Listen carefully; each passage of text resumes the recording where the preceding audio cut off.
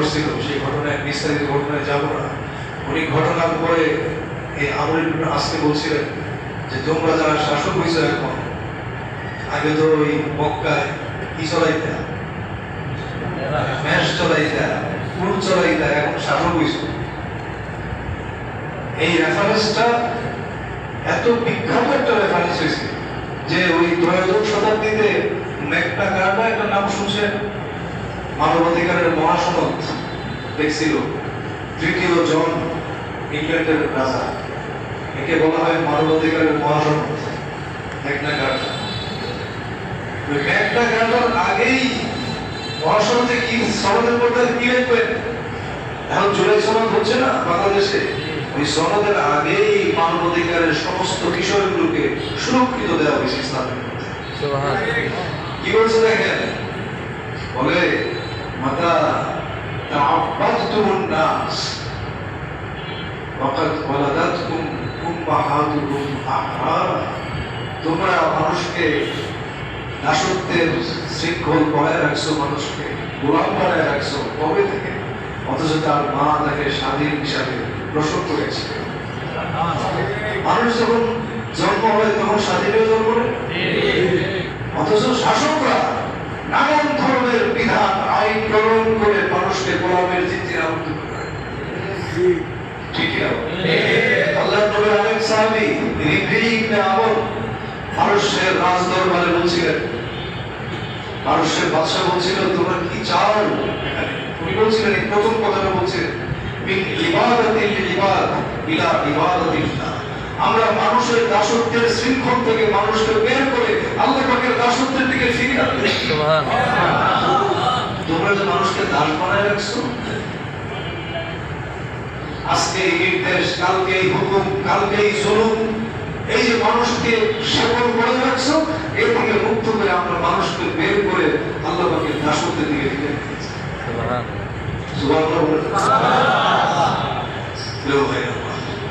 দেখেন, এটি বলতেছিলাম যে হুজুরের সিরতের এই দিকটা বেশি বেশি আলোচনা হওয়া দরকার, যেহেতু মানুষ এই পৃথিবীর শুরু থেকে এই পর্যন্ত শুধু জালেম শাসকদের দিকে দেখতেছে। ঠিকই, শুধু জালেম শাসক, অত্যাচারী শাসক আমরা দেখলাম বাংলাদেশে 15-16 বছর জালেমদের দেখলাম, আবার দেখেন সামনে কে আসে, যুক্তরাষ্ট্র, আমেরিকা, ফ্রান্স, ব্রিটেন, আজকে শুনলাম যে ইসরায়েলের পক্ষে লড়াই করছে সরাসরি জাপান। কত বলতে না জাপানিরা, ফ্রান্সের লোকেরা, ইংল্যান্ডের লোকেরা কত বলতে দেয়, অথচ আজকে যুদ্ধবিরতি হয়েছে, 67,000 মানুষ তাদের হিসাবে নিহত হয়েছে, একটা জনপদ ধ্বংস হয়ে গেছে সবার চোখের সামনে, ঠান্ডা মাথায়।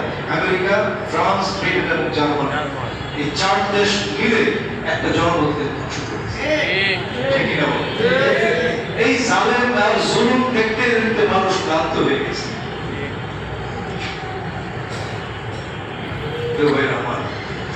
সেজন্য আজকে আরেকটা জিনিস দেখেন, এই যে শেকলটা, জুলুমের শেকল, আল্লাহ রাসূল কিন্তু নবী ছিলেন, কিন্তু ভয় করছিলেন। এই মানুষদেরকে মুক্ত করার জন্য উনি আরেকটা কাজ করেছেন। যত আইনি করে মানুষের মনের মধ্যে যদি ভয় না আসে, শাসকরা যদি আল্লাহ পাককে ভয় না করে, তাহলে কিন্তু মানবাধিকার বলে, আইনের শাসন বলে, এগুলি কোনোদিনই আসবে। ঠিক না? এই জিনিস আসা দরকার আগে। সেই জন্য দেখেন, আমি কথা লম্বা করবো না, এই কথাগুলি ভালো করে শুনবেন। রাসূল পাক সাল্লাল্লাহু আলাইহি ওয়াসাল্লাম একটা সিরত হইল যে তিনি শাসকদের মনের মধ্যে এই ভয়টা আনার চেষ্টা করছেন।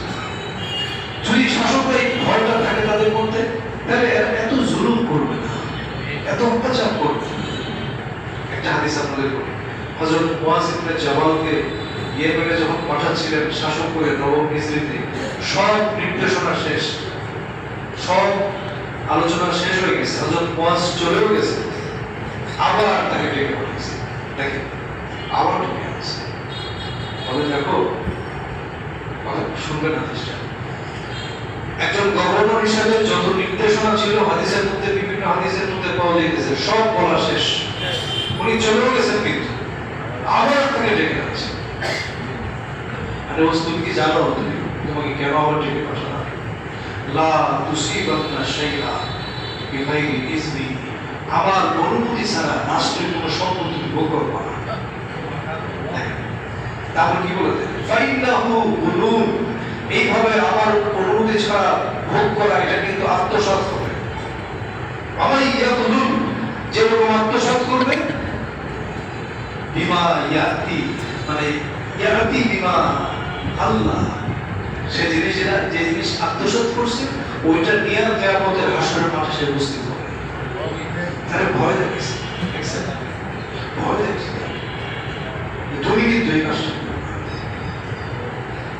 ভয়, এই ভয়টা হলো আসল জিনিস। যে বন্ধুরা, ওয়ালাকাদ ওয়াসাইনা আল্লাযীনা উতুল কিতাবা মিন ক্বাবলিকুম ওয়া ইয়্যাকুম আন ইত্তাকুল্লাহ। আল্লাহ বলেন যে আমি আগেও যত কিতাব পাঠাইছি তোমাদের, এখনো যে কিতাব পাঠাইলাম একটা নির্দেশ দিয়ে পাঠাইছি যে আল্লাহকে ভয় করো। এই শাসকের মধ্যে ভয়টা যদি আশা করে কোনরকম, তাহলে জনগণ সুরক্ষা পেয়ে যায়, ঠিক কিনা? আর কষ্ট হয় না, জনগণ জুলুম নিপীড়নের আর কোনো আশঙ্কা নেই। আল্লাহ নবী আরেকটা হাদিসে বলেন যে কোন শাসক যদি কেউ যদি 10 জনেরও শাসক হয়, কয়জনের? 10 জনের কিন্তু শাসক হয় না।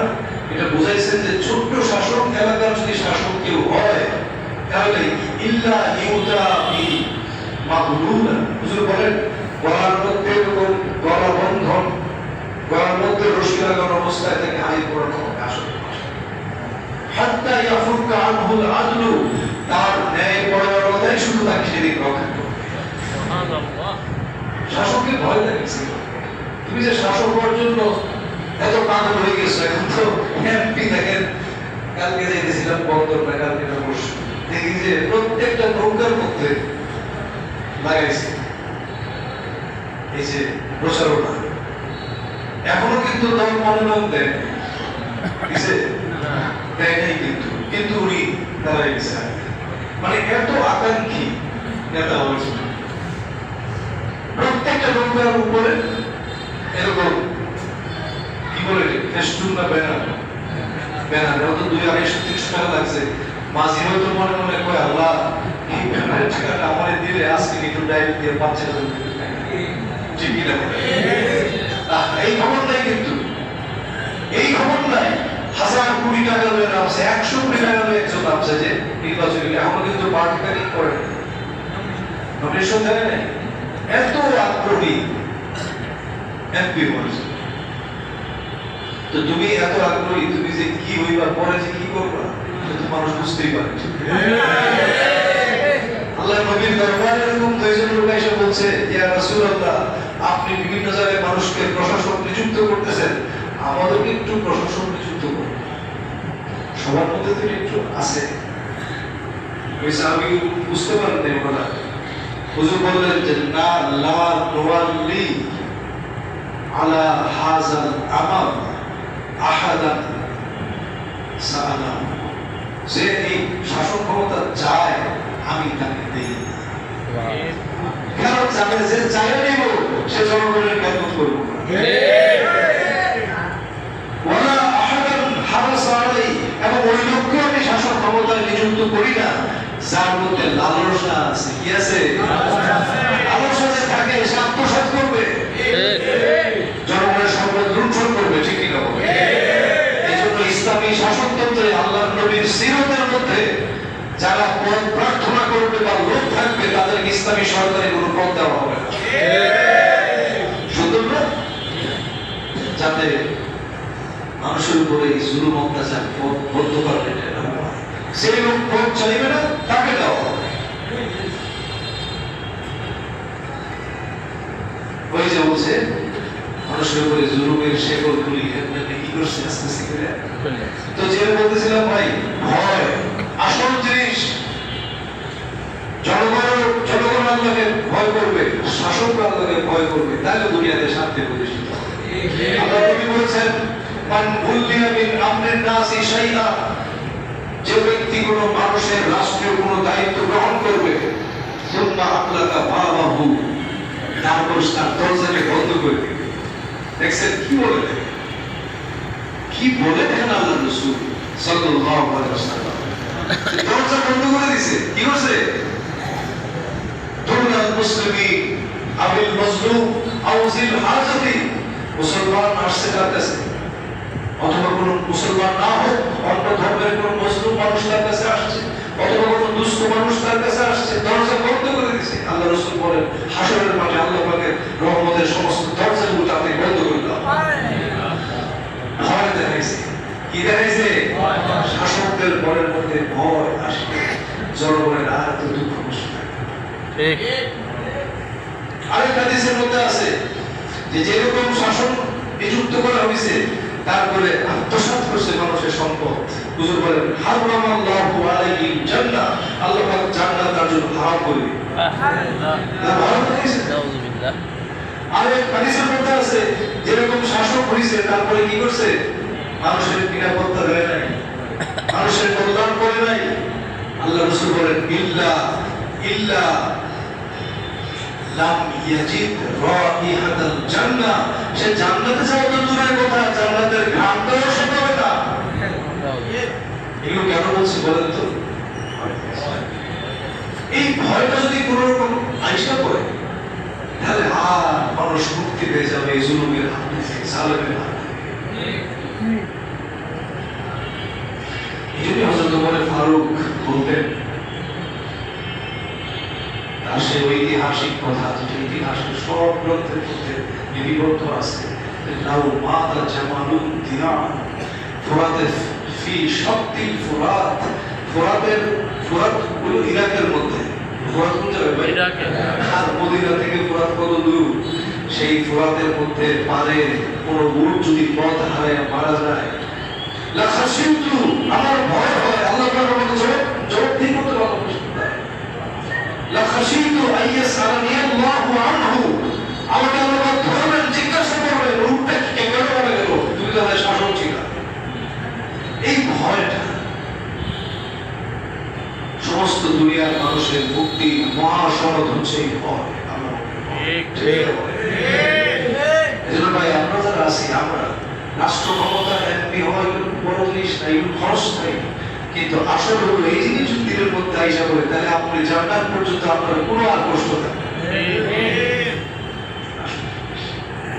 এই জন্য ইসলাম চায় যে শাসকরা তাকে ভয় করুক।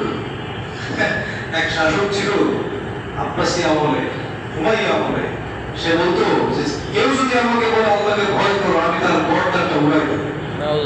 দেখছেন কতগুলো জালেম? এই জালেমের ইতিহাস, পৃথিবীর ইতিহাসটাই জালেম বাদশাদের ইতিহাস, জুলুমের ইতিহাস। নিরাশ করার কোনো কারণ নাই, শক্তের উপরে থাকতে হবে। তারপরে কেউ ভাইরা, আমি আর কথা বেশি লম্বা করি না, আরেকটা কথা বলে শেষ করি। মানুষের উপরে শাসকদের আরেকটা কষ্ট ছিল যে মানুষের অর্থনৈতিক, যে মানুষের উপরে শোষণ, অর্থনৈতিক বৈষম্য। ঠিক কিনা বলে? এই যে আমার এক ভাই এখানে, যে শাহিন ভাই একটা লোক, এই যে কোন জায়গায় বাসাটা বলা, মানে 11 নম্বর ওয়ার্ডে একজন হার্টের পেশেন্ট, প্রতিদিন বলে যায় ঠিক নেই, ওদের রাস্তার মধ্যে গেছে পড়ে গেছে। সেই লোক একটু যদি তার একটা রিং লাগানো যায়, একটা বা দুইটা রিং লাগানো যায়, লোকটা হচ্ছে বেঁচে যায়। কিন্তু এই শাসকরা এদের কোনো দায়িত্ব নেয় না। হাসপাতালে গেলে বলে যে টাকা আমি নিয়ে আসবো। দেখতেছি কিন্তু এই লোকটা, ডক্টর খুব ভালো করে জানে এই রিংটা পড়ে লোকটা he will survive, সে বেঁচে যাবে, করবে না, কারণ রাষ্ট্রের কোনো দায়িত্ব নেই। ঠিক কিনা? এই আল্লাহর নবী এই সকল মানুষের আরেকটা সিদ্ধান্ত দিয়েছেন, বলছেন যে আসুলতানু ওয়ালিয়্যু মাল্লা ওয়ালিয়্যুল্লাহ, যার দেখাশোনার কেউ নাই, রাষ্ট্র তাকে দেখতে হবে। আইনটা করে গেছে আমাদের সংগঠনের কেরামত মজলিসের গঠনতন্ত্রের মধ্যে এই কথাটা আছে। 5 নম্বর আর্টিকেল নং 5 আপনারা পড়ে নেবেন যে যার অভিভাবক নাই, দেখাশোনার কেউ নাই, রাষ্ট্র হবে তার অভিভাবক। এই ঐতিহাসিক ঘোষণা মানবাধিকারের কে দিছে? মুহাম্মদুর রাসূলুল্লাহ। দেখেন তারা দেখেন এই জন্য এই যে মানুষের